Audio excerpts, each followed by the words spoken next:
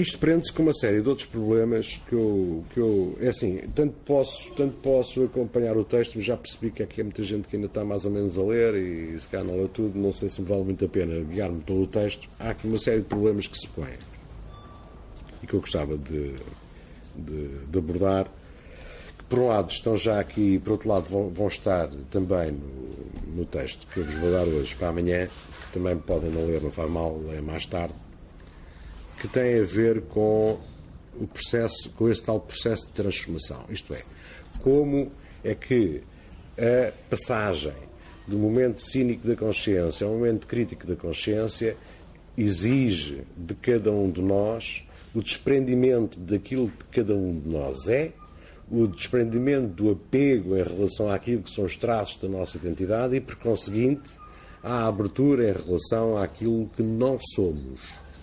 E, portanto, a criação de uma certa heteronomia. Um pouco à pessoa, não é? A pessoa levou isso ao cúmulo, desmultiplicando-se em vários. A pessoa, ao criar várias identidades, explicitamente aquilo que faz é criar alternativas de expressão. Essas alteridades ficcionais não são facetas da sua identidade. São criações independentes da sua identidade e, de certa maneira, são momentos para apagar e anular a sua identidade. O processo criativo, enquanto processo de transformação, é um processo não apenas de transformação, é um processo de transformação de si, não é necessariamente e apenas um processo de transformação do nosso eu, não é apenas um processo de transformação da identidade pessoal, é um processo de transformação da nossa relação com os valores, da nossa relação com os outros, da nossa relação com a cultura. Se essa transformação, digamos assim, não for assumida como implicando necessariamente, como o texto do Platão implica, uma certa humildade, uma certa disposição para o sacrifício, uma certa cegueira, no sentido em que não é uma transformação num sentido preciso para nos tornarmos alguém, porque aquilo em que nos vamos transformar ignoramos completamente o que seja. Da mesma maneira que quando alguém pinta uma tela, não tem que saber o que é que vai sair. Quando alguém escreve um poema, quando está a escrever, não tem que saber como é que vai acabar. Quando alguém começa a compor uma sinfonia, não tem que saber como é que vai terminar. Isso significa o quê? Significa que há uma disposição inicial, que é essa disposição de transformação, mas também há a aceitação de que o processo de transformação é o que importa. É o processo de transformação que vai ditar aquilo em que eu me vou tornar e aquilo que eu vou fazer. Certo? Mesmo isto que eu estou a dizer é alguma coisa que não está presente na consciência cínica. Essa não tem que ser uma intenção.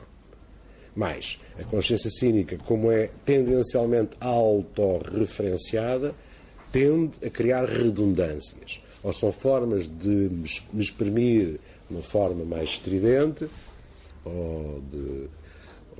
ou então formas de eu, pura e simplesmente, de uma forma lúdica, criar avatares com a possibilidade que os meios me dão. Mas esta transformação, que é uma transformação de si, implica, portanto, esse trabalho cego, e esse trabalho é um trabalho que é orientado, como eu digo aí no texto, e como eu creio que o Platão diz, por um desejo. Esta questão que eu precisaria de muito tempo para poder provavelmente ser suficientemente claro e suficientemente sugestivo em relação ao que ela representa, é muito importante na medida em que a montagem do conceito de desejo, que é uma montagem muito vaga, que não anda necessariamente próxima do amor, que anda próxima desta, que alimenta muito aquela coisa que nós ouvimos muito desde a escola de pequeninos, ouvimos falar da filosofia como sendo a busca do saber, a amizade do saber, aquela filia da sabedoria, é esse desejo, não é? Portanto, não é necessariamente eros, não é necessariamente filia, não é necessariamente caritas posterior cristã, é alguma coisa que funciona como um motor interior que segundo o Platão, nasce connosco, Bem, em relação a isto, eu não vou discutir se nasce connosco, senão é demasiada. Neste momento seria demasiada metafísica para a coisa. Isto é obviamente plausível que mesmo que alguma coisa nasça connosco, que eventualmente também sejam requeridas algumas condições para que possa manifestar-se, ou manifestar-se com mais liberdade, chamemos-lhe assim. Mas esse desejo, que é o desejo de transformação, é um desejo que se manifesta nessa transformação de dois modos no processo criativo da consciência crítica. Por um lado, através de uma exigência que é diária, contínua e extensa, isto é, não é alguma coisa que nos deve ocupar quando vamos criar, é uma ocupação a tempo inteiro da totalidade do nosso ser, por um lado. Por outro lado, se ela eventualmente, em alguém que tenha um talento poético, criador, se manifesta enquanto obra, a obra é uma espécie de indício do percurso que esse desejo está a percorrer. Isto é, a obra não é um fim a que se pretenda chegar. A obra, de certa maneira, é uma espécie de peso, de lastro, que, por um lado, nós temos que arrastar enquanto não fazemos, e depois de fazermos funciona como a pele das cobras que fica da muda. Isto é a prova de uma mudança. Sendo prova de uma mudança, é por isso que é, por exemplo, razoavelmente estranho assistirmos a alguns artistas que passam anos e anos e anos em volta do mesmo motivo, da mesma técnica, das mesmas referências históricas, dos mesmos valores. Há ali qualquer coisa que indicia a impossibilidade de se transformar e, às vezes, a falta de vontade de se transformar. Ou, se quiserem, o demasiado gosto, apreço, afinidade com o facto de ser como é. Isto, obviamente, tem consequências para um lado e para o outro, não é? Para o lado da cultura gerada pela consciência cínica, essa evidência é óbvia, é a multiplicação da composição e da validação e a multiplicação das formas de expressão do seu eu, da sua identidade, da sua relação comum, da sua experiência extraordinária, seja ela sensível, seja ela pseudomística, seja ela o que for. E, do outro lado, esta jogar-se no vazio, armado apenas com o conhecimento adquirido, por um lado, e, por outro lado, com o facto de continuar a procurar mais informação, mais conhecimento, mais dados, mais lenha para a fogueira, chamemos assim. Há, no entanto, há aqui uma coisa que eu gostava de sublinhar.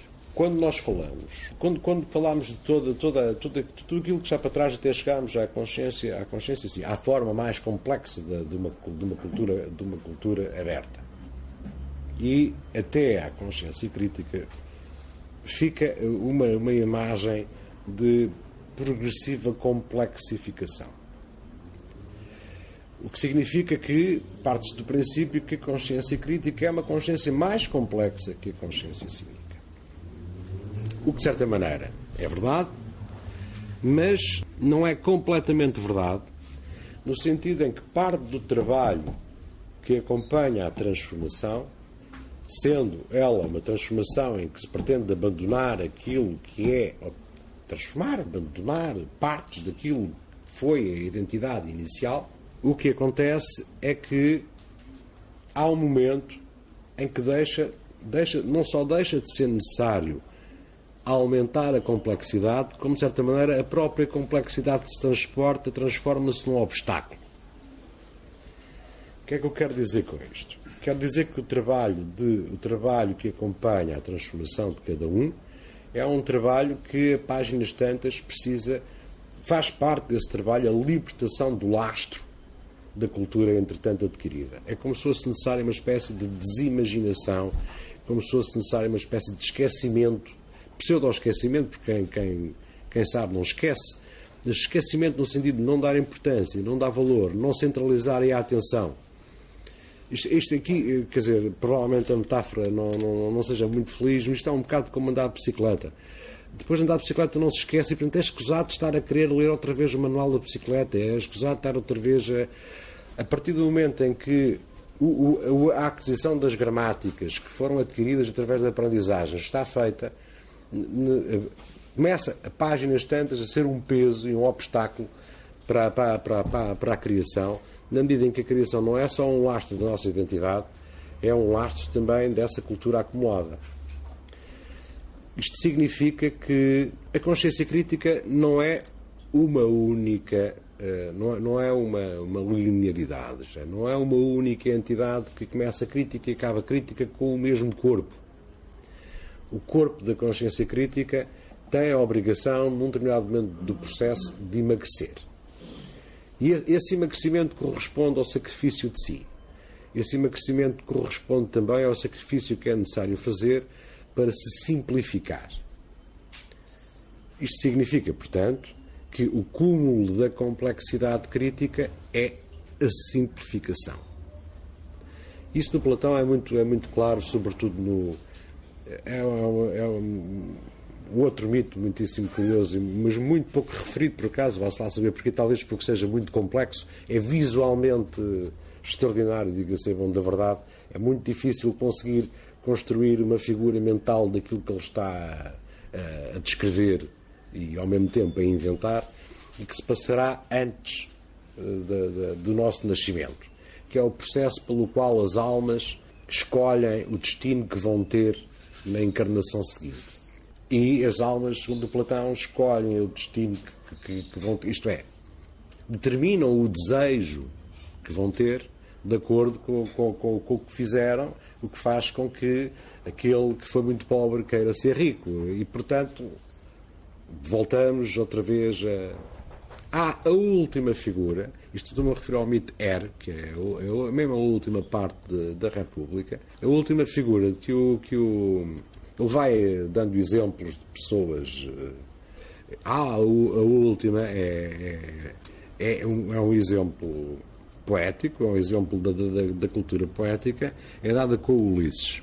Segundo Platão, o Ulisses que passou a sua vida toda em tribulações, em chatices, em viagens, etc., escolhe uma vida simples, sem complicações, sem viagens, é um bocado tipo paz e sossego, não é? E isto é dado pelo Platão como uma espécie de o melhor exemplo, a melhor escolha que a alma pode fazer é a simplicidade. Bom, eu só acho que isto é importante para não dar, pelo menos para não manter, se é que alguma vez já dei, a possível ilusão de que uma consciência crítica é assim uma espécie de caixa de hiper-erudição, super não sei quê. É evidente que isto tem a ver com o nosso desenvolvimento biográfico, isto é, nós não somos eternos, nascemos e morremos, a idade passa, o que significa que há um momento para nós aprendermos, para acumularmos conhecimento, para fazermos exercícios, para fazermos experiências, e há de haver um momento a partir do qual, se bem que o desejo de conhecer nunca passe, porque se quer estar atualizado, se quer saber mais coisas, há um momento em que, exatamente como resultado de uma transformação que pede a largada do lastro da identidade, há um momento em que, de facto, o que começa a ser mais importante é exatamente esse processo de desprendimento, um processo de humildade, um processo de modéstia, exatamente tudo aquilo que o Platão reconhecia no Sócrates, não é? Não sei até que ponto é que também isto... Ele aí deu o exemplo do Ulisses, podia ter dado o exemplo do Sócrates. Não faço a mínima ideia o que é que a alma do Sócrates escolheria depois de... quando fosse a nova oportunidade para renascer. Provavelmente escolheria... não sei. Não faço ideia. Até porque provavelmente já seria suficientemente simples na cabeça do Platão. E esta questão da simplicidade, a propósito disto, até porque às vezes eu próprio, pelos meus alunos, não sou muito bem entendido, não significa simplicidade no que se faz. Não é a simplicidade na obra. Ok? Não é, ok, então vou usar só uma cor, porque eu quero ser um gajo simples. Não é uma economia, nem é um empobrecimento. A simplicidade é nossa, é do indivíduo que... que chegou a perceber que, como diz aqui, ou como digo eu, a propósito daquilo que o Platão diz, não se quer deixar dominar por si próprio. E que percebe que tudo aquilo que amontoou, que pôde acumular, que contribuiu para a sua complexidade, pode passar a ser um obstáculo que o impeça de caminhar para o fim do processo. Assim, nós podemos perguntar qual seria a assintótica, não é? Para onde é que tende a simplificação, não é? Se nós durássemos 500 anos, haveria um ponto em que seríamos tão simples que seríamos o quê, não é? A resposta a esta questão é análoga à resposta que o Platão dá do desejo do saber e do desejo do bem. Há também uma assintótica, não é? Nós nunca iremos conhecer o bem. Nunca iremos conhecer o bem. E nunca iremos conhecer o bem por uma única razão. Ele está a ser construído no processo de transformação. Portanto, enquanto durar o processo de transformação, ele está a ser construído. Nós nunca o temos, nós nunca o vemos, nós nunca o achamos, nós nunca o vemos completo. Provavelmente vemos partes. E aquilo que o Platão diz é exatamente, dá a mesma ideia de que é esse processo de transformação que vai desenhando, vai pondo o contorno cada vez mais preciso, cada vez menos vago. É mesmo um processo de desenho. Aliás, um conceito é um desenho, é um desenho mental.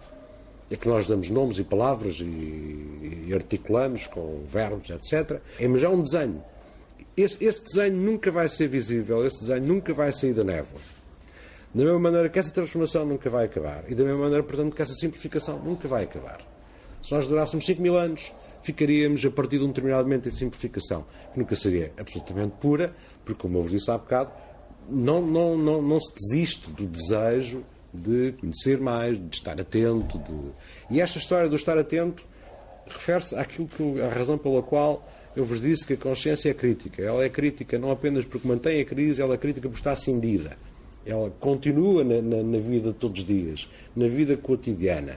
Ela existe quando se está a fazer a sopa, ela existe quando se está a tomar banho, ela existe quando se está a tomar conta dos filhos. Mas isto não é uma atividade extraordinária com um horário ou coisa que o valha. Não é um ateliê. Ninguém vai ser crítico para o ateliê ou para o escritório. Ninguém vai... Não sei se estão a perceber o que eu estou a querer dizer com isto. Qual é a diferença? Ou seja, como é que isto se conjuga com a história do fazer criativo propriamente dito? Do fazer coisas, de escrever, de compor, de pintar, etc, etc. E aí há alguma coisa que é importante ser dita. E que é... E a propósito, eu disse-vos no princípio que na segunda sessão, creio eu, foi quando eu vos dei a bibliografia, que ia provavelmente usar uns conceitos da Hannah Arendt.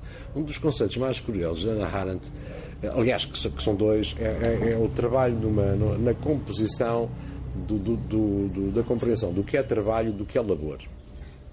E muito sumariamente, muito sinteticamente e, portanto, muito rudimentarmente e um bocado à bruta, basicamente o que nós podemos perceber é que há um trabalho que é um trabalho da sobrevivência, é o trabalho de tratarmos nós, de fazer as coisas do dia a dia, do trabalho, de carimbar coisas, escrever coisas, o trabalho que dá o feijão e as batatas.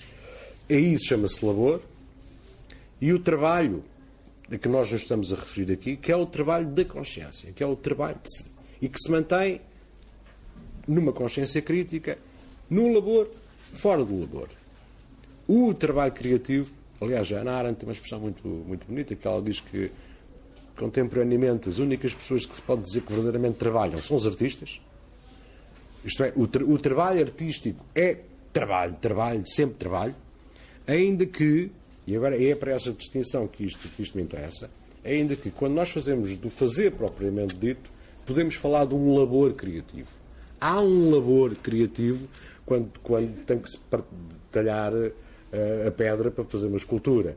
Há suor, há um labor criativo próprio quando se pretende compor uma música ou quando se faz um bailado. E o que resulta desse labor é a obra. E a obra, enquanto resultante do labor, é tanto fruto do processo de transformação como é fruto da experiência laboratorial que o trabalho implica. Okay? O labor introduz-se no trabalho, fazendo com que a nossa vida e o processo de trabalho de transformação da consciência seja um laboratório contínuo de experiência de nós próprios em relação às coisas, de experiência de nós próprios em relação aos nossos limites, de experiência de nós próprios em relação àquilo que nós aceitamos muitas vezes passivamente, não damos por nada e lá estamos nós a cair. Portanto, a obra não é o trabalho, o labor da obra não é o trabalho, mas é uma parte do trabalho, na medida em que o trabalho é constante, a partir do momento em que se está disposto, digamos assim, à transformação. A possibilidade de a importância, um pouco também na dificuldade, do conceito de intuição. Como que será? Eu não trabalho, é um conceito que eu não uso. É muito vago, depende das escolas, depende dos autores, é demasiado. Nós podemos dizer que há de haver momento no nosso próprio processo. Deve ser, obviamente, sempre pensado em termos empíricos, realistas. Por exemplo, uma intuição é em relação ao facto de, ok, pronto, já chego, já acho que já domino as gramáticas suficientes, eu não posso passar o resto da vida a aprender, eu vou ter que fazer qualquer coisa e o fazer implica essa espécie de suspensão da intensidade da aprendizagem. Tem-se uma intuição para isso. Chamamos de intuição a isso. Tanto me faz. Porque eu não sei. Pois, eu não sei. É assim, eu por um lado acho questionável que tenha que haver um conceito. Acho questionável, acho duvidoso. Sinceramente acho. Acho não apenas no sentido do Andy Warhol, que dizia que uma pessoa pode ser abstracionista de manhã, exposicionista à tarde, etc, e conforme. Não sei também, falava de conceito como base do trabalho. Mas eu não sei se os artistas trabalham com conceitos. Conceitos, assim, não sei, há agora diversos tipos de gramática que podemos usar. Se vamos falar de conceitos do ponto de vista teórico, como nós os construímos, duvido muito. Que trabalham com desenhos que têm um aspecto conceptual, eu admito. Mas são desenhos. São estruturas voláteis, fugidias, que se tentam captar. E que, de certa maneira, correspondem ao mapa da transformação em que se está. Isso sim.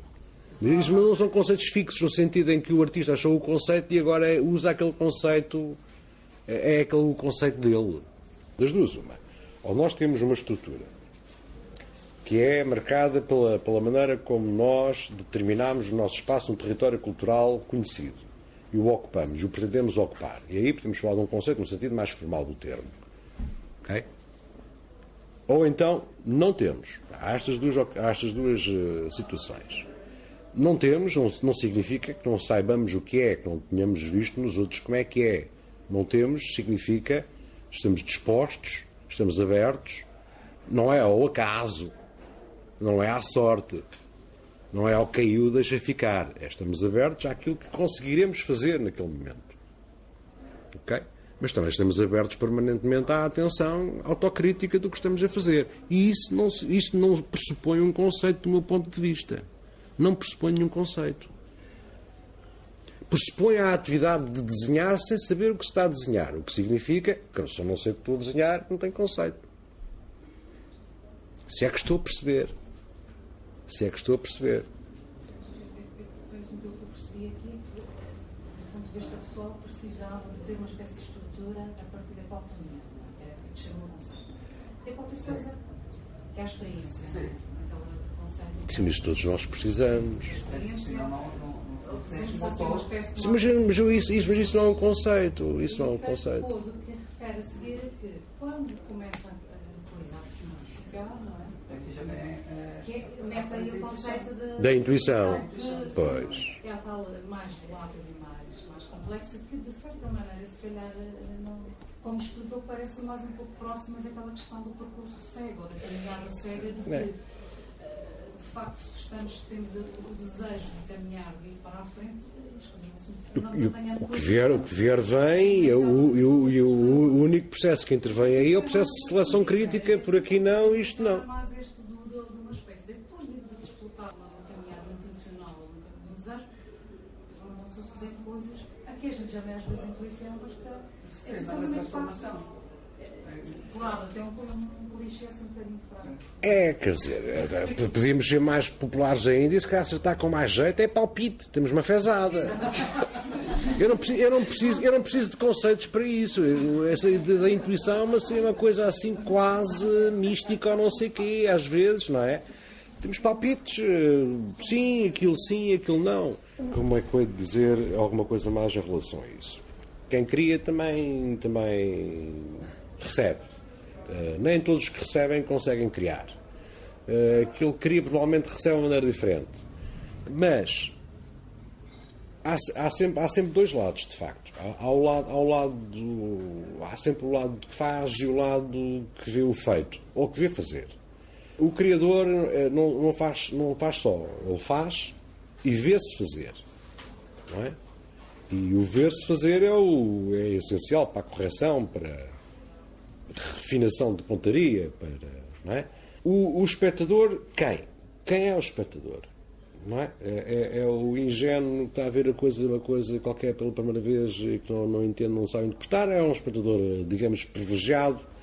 O espectador é espectador no sentido em que está perante uma coisa alheia, uma coisa de outro, não é? Mas o espectador também é sempre diferente conforme consegue compreender o que está implícito na coisa alheia ou não consegue compreender o que está implícito na coisa alheia. E isso não é apenas, quer dizer, ok, podemos somar condições que sejam todas necessárias, cultura, informação, etc, etc, etc. Mas em última análise, se nós alguma vez conseguirmos, eu não sei até que ponto é que isso será possível, eu não sei se já repararam, uma das grandes dicotomias que existem entre a realidade e o pensamento é que o pensamento consegue produzir dúvidas, fazer questões e elencar discursos que não têm base real completamente nenhuma. E, portanto, às vezes a gente diz coisas que podem ser ditas e, se calhar, quando nós tentamos queremos responder porque foram perguntadas, mas se calhar não tem base real nenhuma, mais valia ignorar a pergunta. Nós devemos aprender a ignorar perguntas, não é? Isto é, a perceber que a realidade tem uma densidade diferente. E estava a dizer isto exatamente por essa questão. Se alguma vez imaginarmos que há alguém que cria uma coisa, é capaz de um distanciamento tal, que consegue olhar completamente de uma forma distanciada, como se fosse outra, em relação à sua própria obra, o que é que... não sei. E esse é o espectador ideal. E, no entanto, o espectador ideal pode falhar. Isto é, pode olhar para aquilo que ele próprio fez e... Eu sei, vocês com certeza têm a experiência de olhar para coisas que já fizeram e... Mas que é isto? Fui eu que fiz isto? Quando é que isto aconteceu? Onde é que eu estava? Não é? Portanto, a obra é uma espécie de solidificação, uma reificação, em processo ou sem processo. É sempre uma espécie de reificação e de solidificação do momento. É por isso que, do ponto de vista da tradição crítica clássica, a obra não é importante. A obra não é fundamental. Fundamental é o trabalho. A obra só é importante do ponto de vista da tradição crítica clássica na medida em que se constitui. É por isso que há o cânon. Há um cânon, quer queiramos, quer não, e depois a gente elege ou deselege quem lá quiser pôr, mas há um cânon. E a obra é importante do ponto de vista didático e exemplar. E isto é, ela pode ser importante enquanto utilidade para os outros, para que os outros possam aprender. A obra é boa quanto mais conseguir transformar os outros. Agora, para quem a fez, em última análise, digamos assim, que o cúmulo da simplicidade é tanto que lhe faz. Está feito, está feito. Isto é, serviu ou não serviu o momento do processo? Contribuiu ou não contribuiu para a minha boa transformação? Aprendi ou não aprendi alguma coisa com aquilo? E essa percepção muda de acordo com o momento do processo em que está. No momento próprio nós achamos que sim, passado 15 dias podemos achar, é um disparate, não é? Portanto, este processo é um bocado mais complexo do que pode parecer por causa deste jogo de espelho, isto é, nós tanto podemos estar lá como deixamos de estar, porque se aceitarmos a nossa transformação, e se a nossa transformação for uma realidade, então se o sujeito se transforma, a maneira como vê aquilo que ele próprio fez se transforma. Qual é a diferença entre esse e um espectador privilegiado? Zero. Não há. O espectador privilegiado é como se fosse eu que já me esqueci do que fiz e que vou olhar pela primeira vez as coisas que fiz há 5 anos ou 6 anos, por exemplo. Agora, reparem bem, o que eu estou a pressupor aqui eu estou a pôr o ênfase na obra do ponto de vista do ato criativo. Não estou a pôr ênfase na obra enquanto a coleção das coisas feitas. A coleção das coisas feitas é uma coisa para que nós podemos olhar retrospectivamente, mas eu creio que isso é trabalho sobretudo para os outros. Se querem interpretar, se querem ver ali É evidente que podemos ter um cuidado. É o cuidado de ver se isto não tem sempre, se está sempre um risquinho vermelho para o mesmo lado, é capaz de se calhar já é uma coisa problemática. Há aí qualquer coisa para resolver, não é? Se por acaso nunca mudamos de escala, se por acaso usamos sempre a mesma paleta, ou a mesma tonalidade musical, se por acaso não mudamos de andamento, aí é capaz de haver qualquer coisa. Pode ser um sintoma de uma peia nossa, de um constrangimento, não é? Não é bom sinal, isso não é necessariamente um bom sinal, mas não tem que ser necessariamente mau sinal, quer dizer, é suspeito, é alguma coisa que nos deve fazer pensar. Porque se a questão é, estamos a transformar, se nos estamos a transformar no mesmo, não estamos a transformar, não é? É esse mais o meu ponto de vista. Eu não acredito sinceramente na questão de que a obra tem que ter uma espécie de unidade formal do princípio ao fim para que nos reconheçam como aquele que... Pronto, também acho que não. Ótimo. Mas isso já existiu, não é? É uma coisa que faz parte da história e faz parte legitimamente da história. Mas é alguma coisa que já não felizmente, provavelmente, se pusermos que isto é uma evolução positiva, pode ser considerado como uma libertação. A libertação dessa ideia fixa de que temos que ter O estilo, por exemplo, é a marca própria do corpo deixada no trabalho. E o estilo, vocês podem fazer coisas completamente diferentes, o estilo está lá.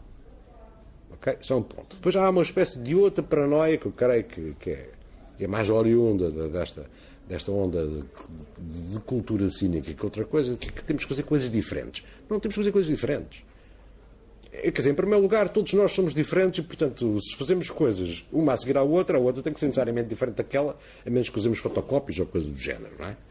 Portanto, a diferença, aquilo a que chamamos uma diferença do ponto de vista de uma ruptura com uma linguagem qualquer que existiu antes de nós, essa diferença é uma consequência, é uma espécie de efeito secundário, não é desejado. A diferença não tem que ser desejada. A diferença acontece. Se acontecer, se não acontecer, não acontece. Essa história de seja diferente é um bocado tipo seja o que você é, porque você é diferente, não é? Não há que procurar ser diferente, não há que procurar ser... Isso normalmente leva à procura de estridências, não é? À procura de coisas que nunca ninguém fez esta coisa, nunca fazer. Quando isso não tem função nenhuma em relação ao trabalho que nós devemos estar a fazer connosco. A nossa preocupação é cumpre ou não cumpre a função, honestamente, transparentemente connosco, nos transformarmos. Não é, eu tenho que mostrar aos outros que consigo ser diferente. Eu não tenho que mostrar nada a ninguém. Eu até posso fazer uma obra magnífica, como já aconteceu na história, pegar nela e pô-la no lixo. Não é? Não custa nada, é uma coisa, não é inédita, não é extraordinária, porque o importante de facto não é o resultado, é o processo. E esse processo não é um processo de procura da diferença. Nem sequer de facto é um processo de procura da transformação. É um processo da transformação. Não sei se ficou mais obscuro do claro, mas não consigo depois de outra maneira. Isto também não é exatamente um território fácil, assim, a talho de foice, de improviso, não é? Mas aquilo que me parece é que há um grave risco cultural de orientar as pessoas para a ideia de que tem que fazer diferente, tem que fazer original, tem que... Não, as pessoas têm que aprender o máximo possível, dominar o máximo possível de gramáticas. Não é apenas as gramáticas da história da disciplina que a gente se aplica. Essas são obviamente necessárias. É o máximo possível de gramáticas, de disciplinas que nós não dominamos e com as quais não trabalhamos sequer. É importante para pintar conhecer a gramática da música, a gramática da poesia, a gramática estão a ver? Do cinema. Quanto mais gramáticas nós somos sensíveis, mais a nossa gramática fica rica. Agora, isso não é obedecer a uma sintaxe, não é? Deixa-me cá descobrir qual é a minha sintaxe e a partir daqui eu tenho o caminho livre porque só eu é que faço assim.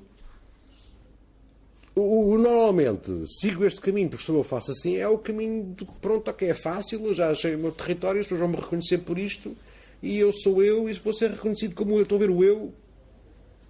Estão a ver o reforço e a redundância da identidade? Este é o perigo. Este é, pumba, uma âncora, já não mexe mais. Fica ali, contente, satisfeito, provavelmente fará negócio, não faço a mínima ideia, porque é reconhecido como tal, tem o nome associado àquele tique, àquela coisa qualquer e está garantido.